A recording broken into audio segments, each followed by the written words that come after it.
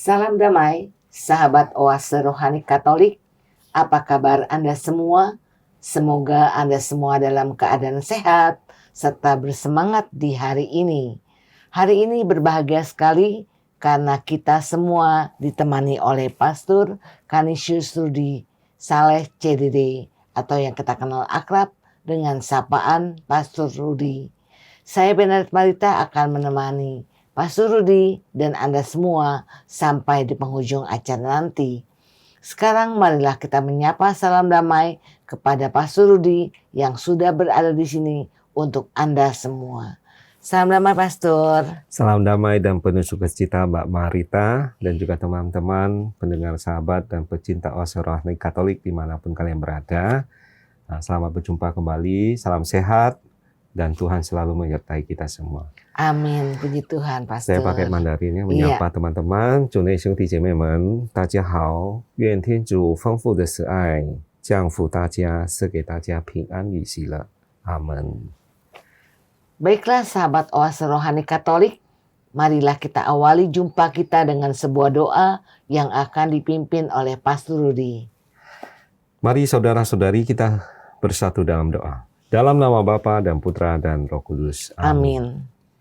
Allah Bapa sumber segala rahmat, Engkau telah mengangkat Bunda Putramu Santa Pramaria yang tiada bernoda dengan jiwa dan raganya ke dalam kemuliaan surga.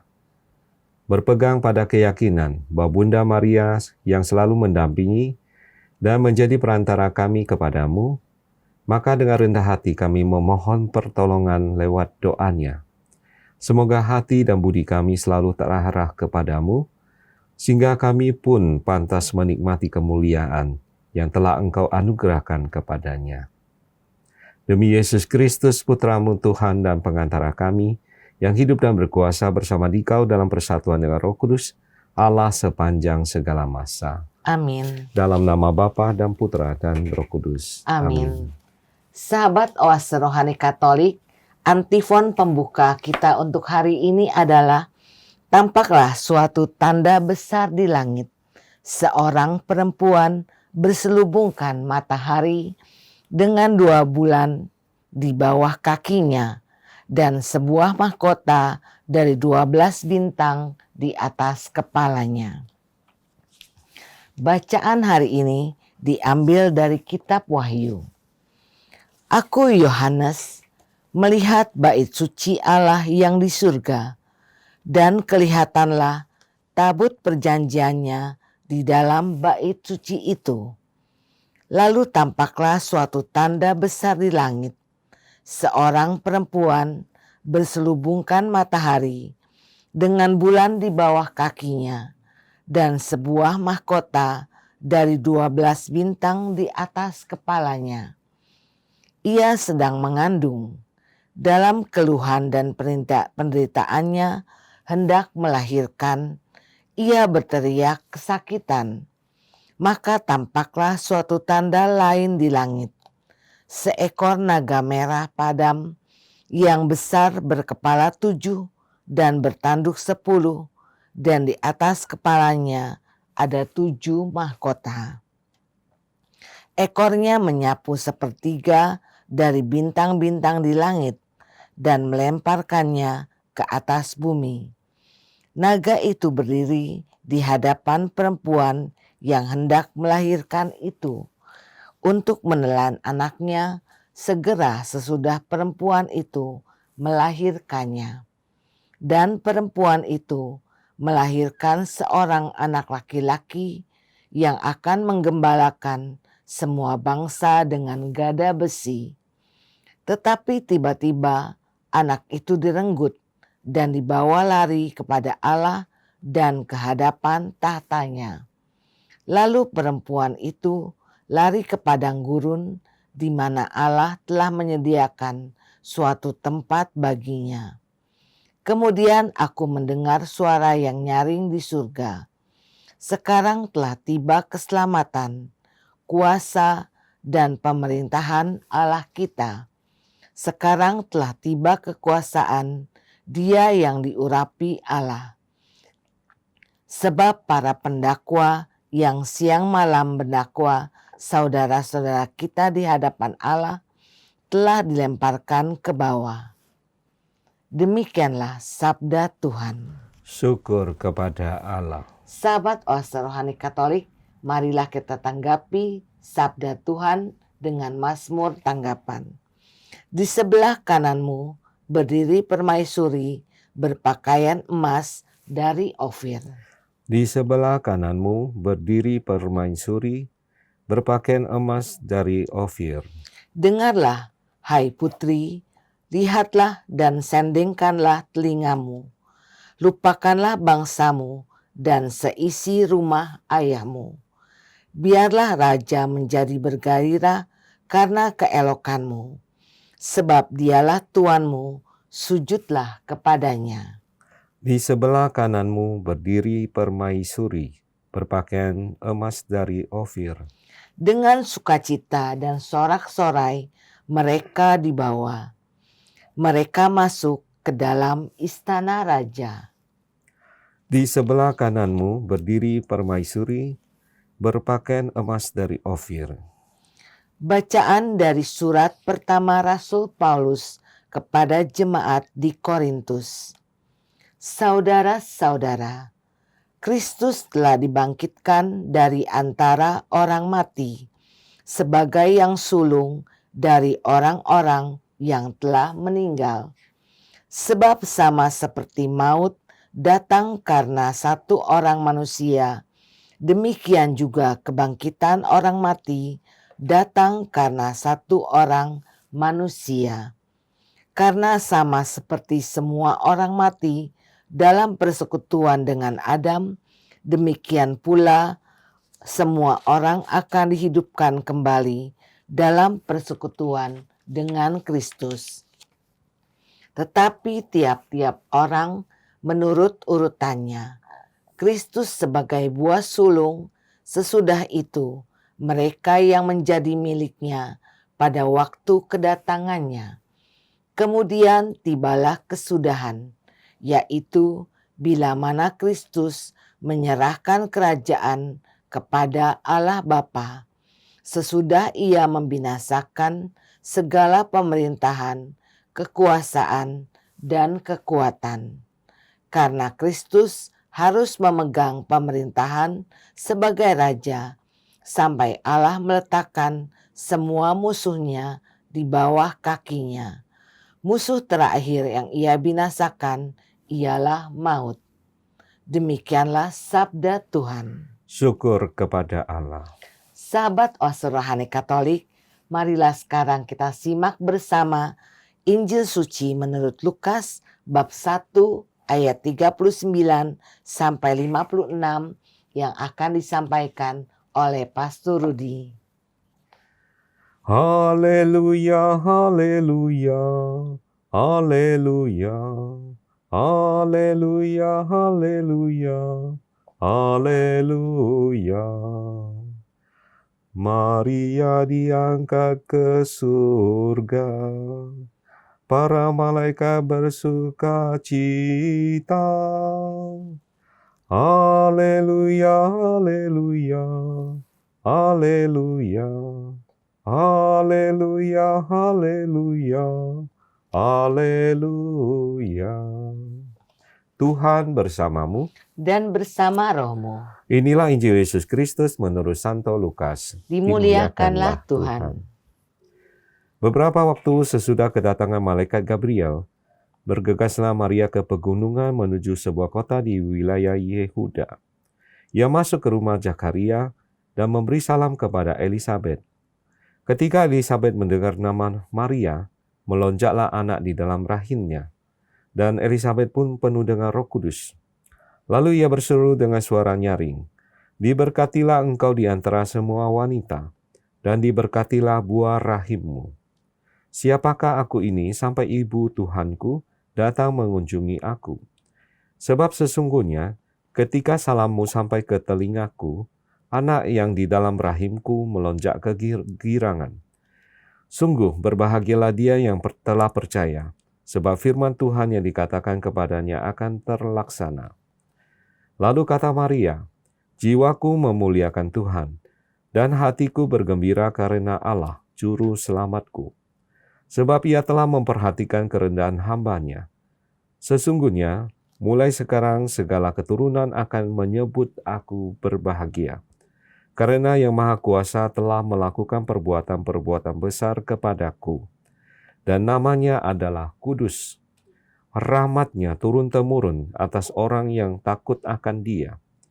Ia memperlihatkan kuasa-Nya dengan perbuatan tangan-Nya dan mencerai-beraikan orang-orang yang congkak hatinya. Ia menurunkan orang-orang yang berkuasa dari takhta-Nya dan meninggikan orang-orang yang rendah.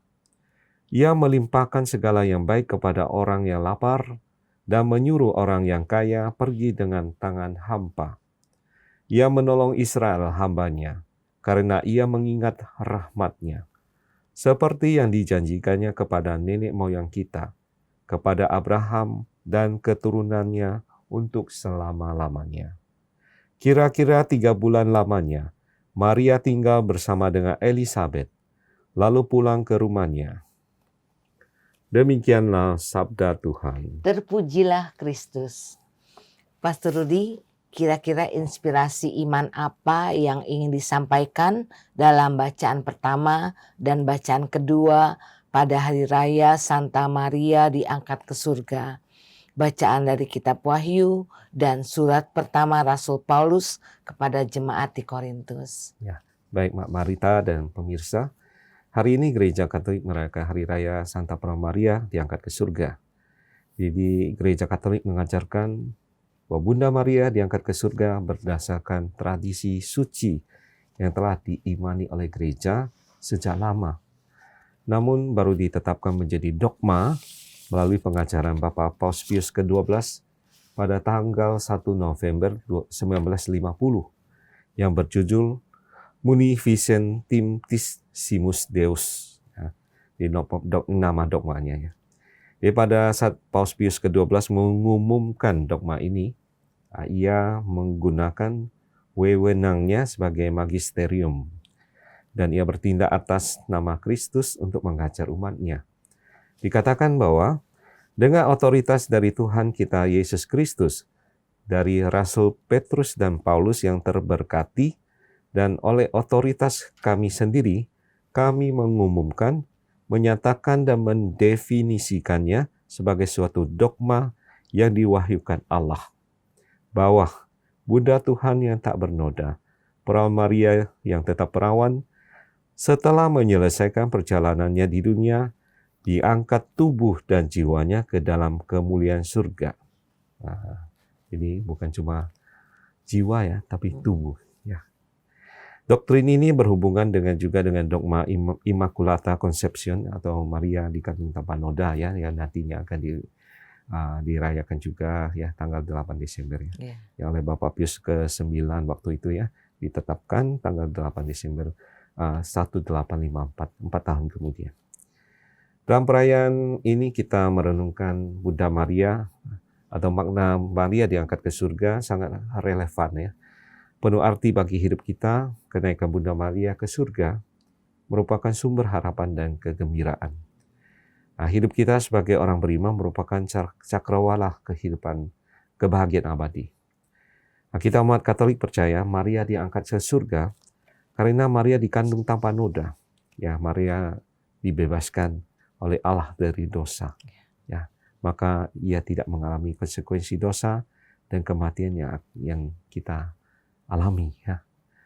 Kita percaya berkat ketaatan dan kesetiaannya, Bunda Maria pada akhir hidupnya di dunia ini diangkat tubuh dan jiwanya kepada kemuliaan di surga. Nah, memang kita cermati sebentar, memang kata Maria diangkat ke surga ini tidak ada di dalam kitab suci ya. Ya, sebab itu banyak orang yang menafsirkan kitab suci secara harfiah akan mengalami kesulitan juga untuk memahami keyakinan ini. Ya.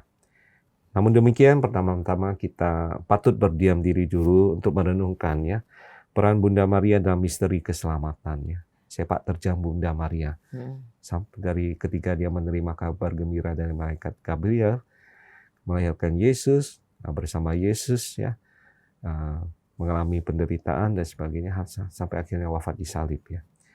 Sebab inilah yang menjadi dasar dari keyakinan Santa Pramaria dia diangkat ke surga. Ya. Suatu bukti penting lainnya dalam kitab suci yang menegaskan Santa Pramaria diangkat ke surga dapat ditemukan dalam kitab Wahyu ya, yaitu pada bacaan pertama hari ini kan. Bacaan pertama hari ini, maka tampaklah suatu tanda besar di langit, seorang perempuan berselubungkan matahari dengan bulan di bawah kakinya dan sebuah mahkota dari 12 bintang di atas kepalanya. Kitab Wahyu bab 12 ayat 1. Iya. Jadi ayat ini merupakan bagian dari bacaan pertama hari ini. Gereja telah menafsirkan ayat ini sebagai menunjuk kepada Bunda Maria. Ya. Karena sangat jelas ya, ada 12 bintang dia berselubungkan matahari, ya seorang wanita ya, yang telah diangkat ke surga dan dalam kemuliaan dan dimahkotai sebagai Ratu surga dan bumi dan sebagai Bunda Gereja. Ya. Jadi saudara-saudari, apa yang dialami oleh Santa Pramaria ini dari Nazaret pada akhir perjalanan hidupnya akan dapat kita alami juga. Apa syaratnya? Apa? Yakni sejauh kita mau dan bersedia. Tetap taat dan setia seperti Bunda Maria. Jadi kata kuncinya tetap taat ya. Ya, bersedia taat dan setia. Setia ya. Jadi pesan bacaan pertama yang disampaikan dan perayaan Bunda Maria diangkat ke surga hari ini adalah tanda agung karya Allah bagi manusia yang percaya kepada Yesus Kristus, anaknya ya. Dan Bunda kita diangkat ke surga bukan hanya seorang ibu yang menikmati kemuliaan itu untuk dirinya, melainkan menjadi tanda cara Allah berkarya dan masih akan berkarya lagi bagi manusia. Jadi Bunda Maria yang diangkat ke surga menjadi model ya bagi semua yang percaya kepada Yesus Kristus, anaknya. Orang yang percaya berjuang seperti Bunda Maria akan mendapat kemuliaan seperti yang dilukiskan di atasnya. Yang tadi ya kita lihat. Sedangkan dalam bacaan kedua ya dari surat Rasul Paulus itu ya, sebenarnya tidak ada hubungan langsung dengan Bunda Maria juga ya, tapi kita mendengar Santo Paulus mengakui ya bahwa Kristus adalah buah sulung. Jadi perayaan kita ini kan juga berfokus kepada Tuhan Yesus ya. Jadi Santo Paulus mengakui bahwa Kristus adalah buah sulung. Ya. Sesudah itu mereka akan menjadi miliknya. Jadi perkataan Paulus ini berkaitan dengan kebangkitan Yesus Kristus dari antara orang mati. Lalu Paulus menghubungkan pengalaman Adam yang jatuh ke dalam dosa asal dan berpengaruh ya, terhadap seluruh hidup manusia dan segala generasi. Ya. Jadi Adam hanya satu orang yang jatuh ke dalam dosa dan menyebabkan semua orang berdosa. Yesus Kristus datang, dia tidak berbuat dosa, namun ia rela wafat dan bangkit untuk menyelamatkan semua umat manusia yang berdosa. Jadi manusia pun akan hidup kembali bersama Yesus, satu-satunya yang bangkit dari kematian. Ya. Jadi orang-orang mati hidup dalam persekutuan dengan Adam, sedangkan orang-orang yang hidup akan bersatu dengan Kristus. Kristus menjadi Raja, semua makhluk tunduk kepadanya. Tuhan Yesus memang luar biasa ya. Kebangkitannya membebaskan dan menghidupkan kita semua. Jiwa kita hendaknya memuliakan Tuhan selama-lamanya. Terima kasih Pastor. Pastor, apakah yang dimaksud dengan dogma tadi Pastor? Ya, dogma gereja gitu ya. Iya. Nah, kita tahu dogma adalah suatu dogma Katolik Roma menjelaskan suatu konsep ya. Dogma dari pandangan Katolik Roma. Jadi dogma ini merujuk kepada suatu bagian iman yang diwahyukan oleh Tuhan sebenarnya. Yang dinyatakan oleh Magisterium Gereja Katolik Roma, dalam hal ini adalah Paus ya. Pembesar gereja kita ya. Pemimpin tertinggi gereja ya. Yang diwahyukan oleh Tuhan sebagai hal yang harus diimani. Artinya sifatnya mutlak ya. Sebagai contoh, tadi dogma Bunda Maria ini kan ada 4 ya di dalam gereja kita. Pertama, dogma Maria Bunda Allah. Kita peringati setiap 1 Januari ya. Lalu Maria diangkat ke surga, diperingati 15 Agustus. Terus Maria dikandung tanpa noda, 8 Desember. Lalu Maria tetap perawan juga, itu suatu dogma. Jadi empat dogma gereja ini. Ada 4 ya Pastor ya. Ya. Pastor, Bunda Maria menjadi teladan bagi orang yang percaya. Dan hari ini gereja kita merayakan Bunda Maria diangkat ke surga. Kira-kira apa yang membuat Bunda Maria begitu istimewa dalam gereja kita? Dalam hal ini setidaknya ada 3 bagian besar yang membuatnya istimewa ya. Yang pertama, Bunda Maria adalah teladan orang beriman ya, terutama para misionaris. Hal ini tergambar dalam sikapnya yang terus-menerus memberikan dirinya dalam pelayanan cinta kasih. Nah, seperti para misionaris ya, memberikan pelayanan ya. Ia setia untuk menjawab semua kemungkinan yang datang dalam hidupnya dengan cara tetap setia, memberikan dirinya pada jawaban ya atas tawaran dari Allah dalam mengandung Yesus. Ya. Artinya kesetiaan adalah konsekuensi dari cintanya pada Allah dan sesama. Untuk itu ia segera memberikan perhatian khusus bagi saudaranya Elizabeth ya, yang membutuhkan pertolongan meskipun perlu melakukan perjalanan jauh. Dalam hal ini bahwa tempat yang jauh itu sulit bukanlah suatu halangan bagi Bunda Maria dalam memberikan berkat pada sesama. Yang kedua, Bunda Maria memiliki sikap kerendahan hati ya. Rendah hati memang suatu keutamaan yang patut ditonjolkan. Ia tidak mau menonjolkan dirinya ya. Dalam mewartakan berkat kasih yang diterimanya, ia lebih mengedepankan Allah sebagai sumber segala kehidupan.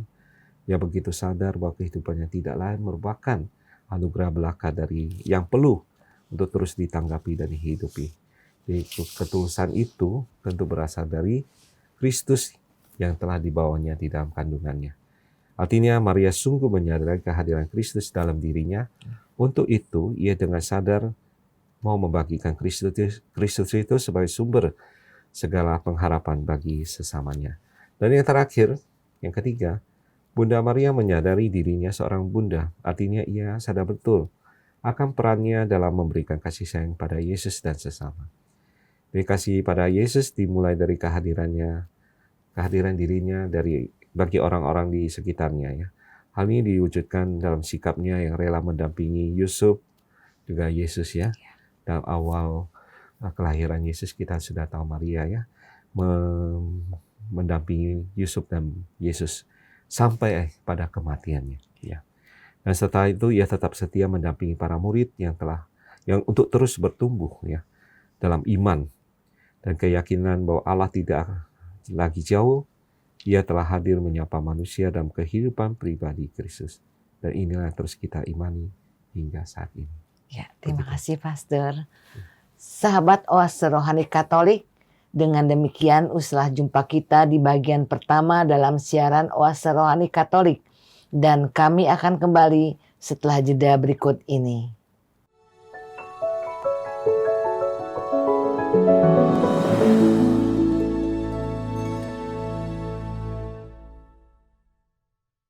Sahabat Oase Rohani Katolik, kembali Anda menyimak siaran Oase Rohani Katolik hari ini.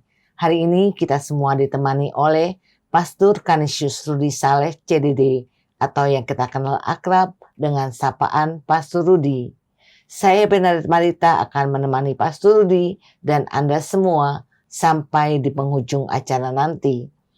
Bagi Anda yang ingin bertanya, mengirimkan usul atau saran, silakan kirim ke alamat email kami orkkaaj2021@gmail.com atau Anda dapat kirim WA ke nomor 0881 0251 334438.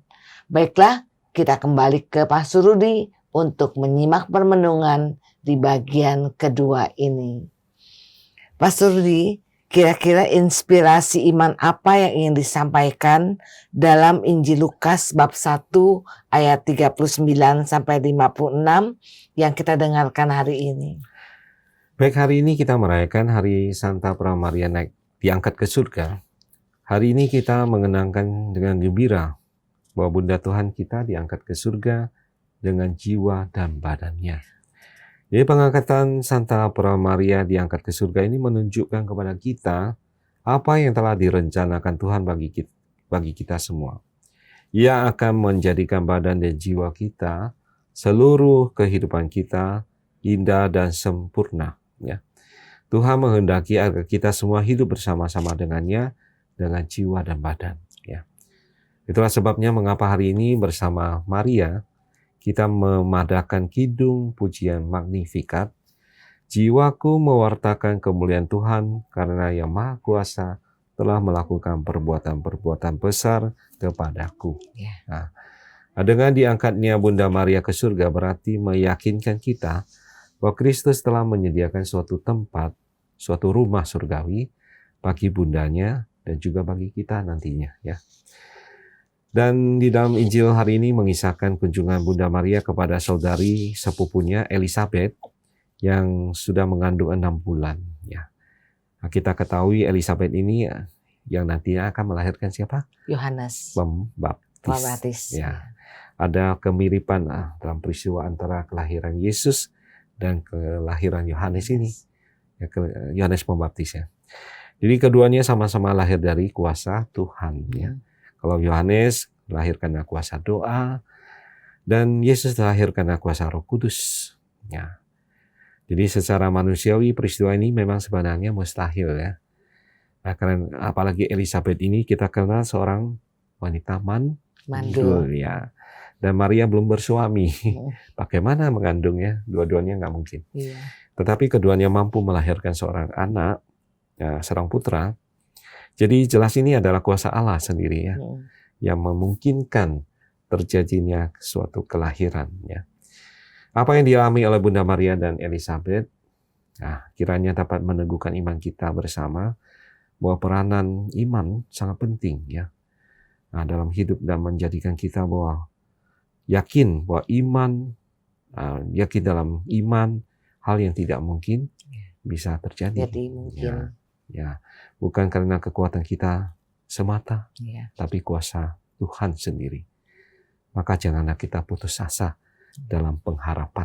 Ya. Nah, jadi beriman terus ya, walaupun belum terkabul doa-doa kita. Ya. Di dalam Injil hari ini kita mengisahkan kunjungan Maria dan kepada saudarinya Elizabeth juga merupakan suatu peristiwa di mana mereka ingin berbagi ya pengalaman iman, damai dan sukacita yang berasal dari Allah. Ya. Dan peristiwa kunjungan Maria kepada Elizabeth ini juga membuat suatu pesan moral kepada kita. Nah, pesan apa? Yaitu agar kita sebagai orang-orang yang beriman haruslah saling meneguhkan, terutama meneguhkan iman. Ya. Antara lain dengan berkunjung dan saling memberi peneguhan dan dukungan. Nah, itu yang dilakukan Maria ya. Ya. Apalagi kan dia tahu kakak sepupunya ini sedang hamil kan. Nah, Maria peduli kepada Elizabeth saudarinya itu yang sedang hamil. Ya, Maria sadar bahwa dalam keadaan seperti itu Elizabeth memang membutuhkan dukungannya, betul kan? Dan suatu bantuan lah paling tidak ya untuk ya katanya untuk mereka tinggal 3 bulan di sana. Berarti Maria memang sangat membantu dia ya. Dan maka belajar dari teladan Bunda Maria ini ya, satu keutamaan Maria juga. Mari kita mengusahakan juga dalam setiap perjumpaan kita dengan sesama, dengan orang lain ya. Terutama dalam komunitas kita ya, di mana kita berada, keluarga kita dan sebagainya. Kita berusaha menjadi sarana kebahagiaan dan saluran kasih bagi mereka ya. Nah, seperti yang ditunjukkan Bunda Maria tadi ya, kepada Elizabeth. Terutama bagi mereka yang menderita, yang putus asa, yang sendirian dan sebagainya kan. Perlu orang yang mendampingi ya.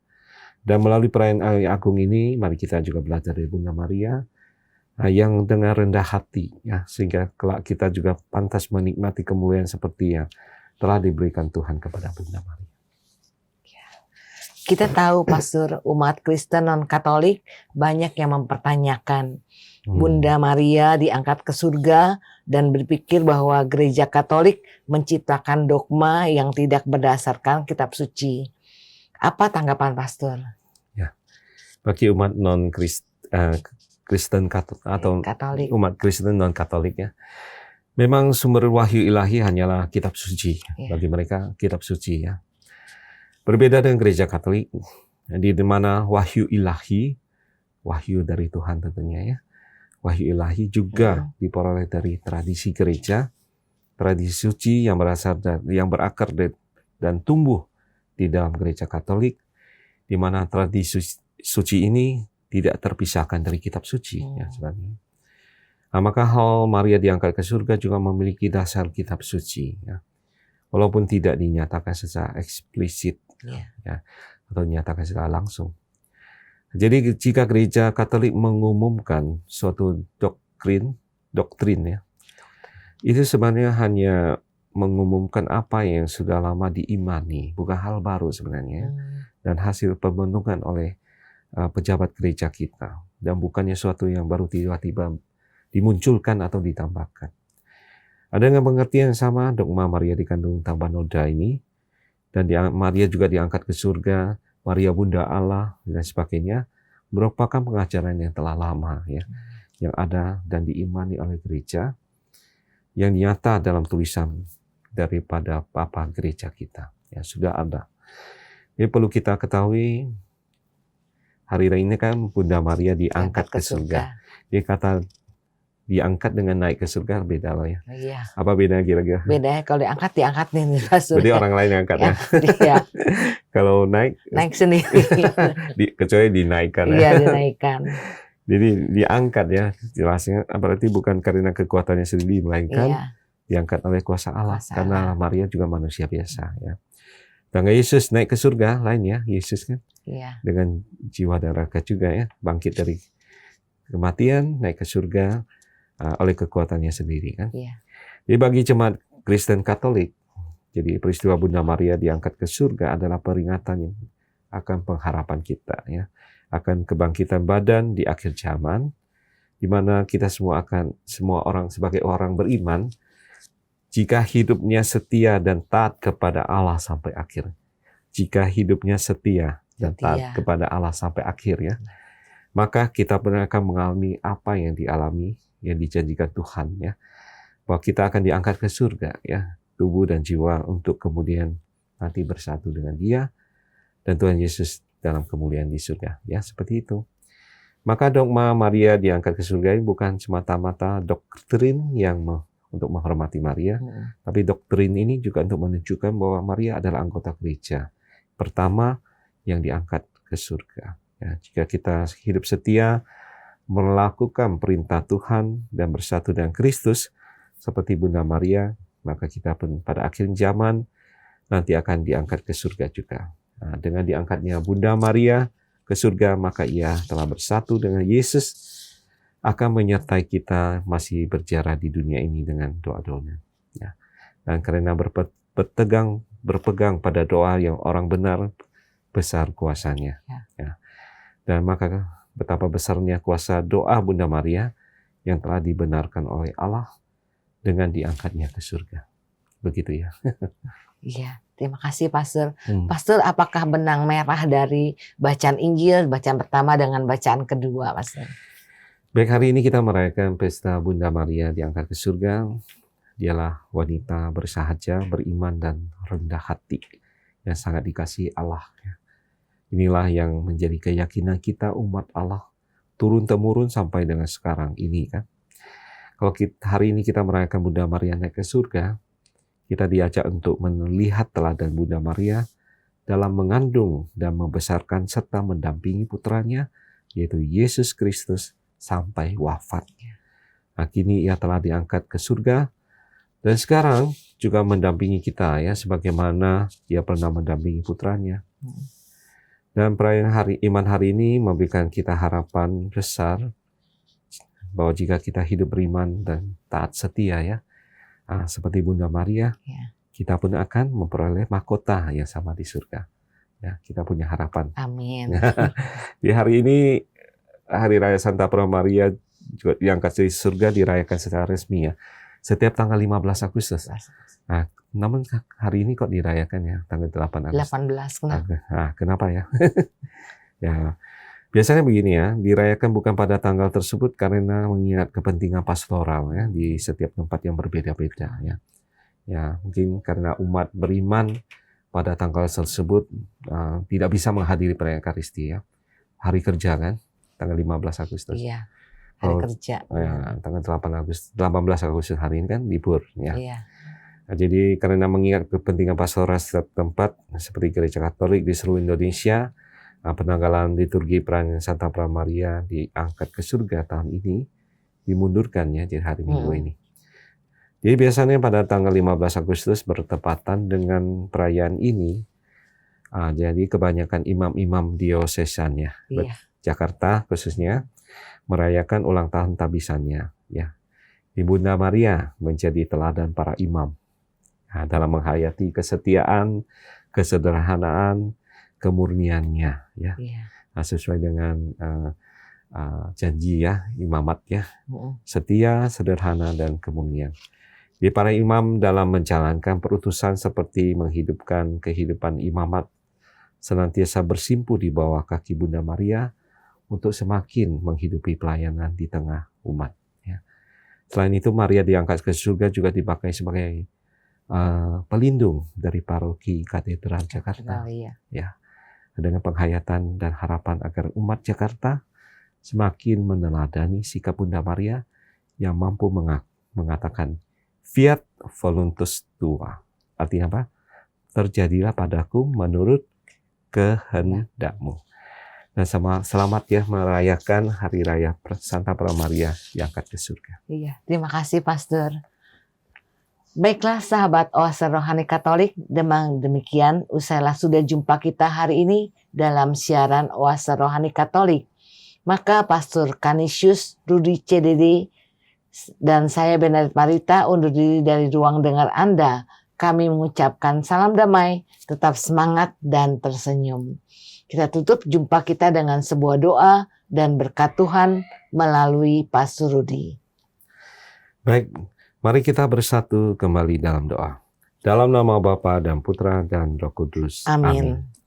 Allah Bapa yang Maha Baik, kami kembali bersyukur kepadamu atas segala penyertaan dan bimbinganmu dalam menghayati sabdamu melalui acara Sahabat Oase Rohani Katolik.